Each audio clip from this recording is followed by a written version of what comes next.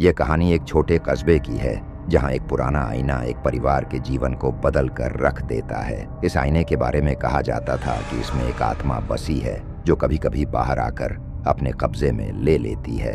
परिवार के लोग इस आईने में अजीब चीजें देखने लगे थे। कभी कोई परछाई हिलती दिखती तो कभी किसी और की आवाज सुनाई देती। रात को आईने से ठंडक निकलने लगी थी। घर की छोटी बेटी जिसने सबसे पहले आईने को देखा था अचानक बदलने लगी। वो रात में अजीब हरकतें करने लगी, आईने से बातें करती और उसकी आंखों में खौफनाक चमक आने लगी थी।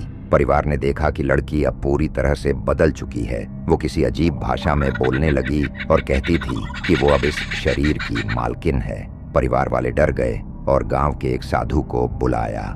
साधु ने आते ही महसूस किया कि इस घर में एक बुरी आत्मा का साया है। उन्होंने तुरंत मंत्रों का जाप शुरू किया, लेकिन आत्मा ने लड़की को पूरी तरह अपने कब्जे में ले लिया था। जैसे ही साधु ने आखिरी मंत्र पढ़ा, आत्मा जोर से चिल्लाई और आईने के अंदर वापस चली गई। लड़की अचानक शांत हो गई, लेकिन साधु ने चेतावनी दी कि इस आईने को कभी भी घर में नहीं रखना चाहिए। परिवार ने आईने को घर से निकाल दिया और घर में शांति लौट आई। लेकिन कस्बे में आज भी लोग इस कहानी को सुनाते हैं कि अगर वो आईना फिर कभी किसी के घर में आया तो आत्मा वापस आ सकती है।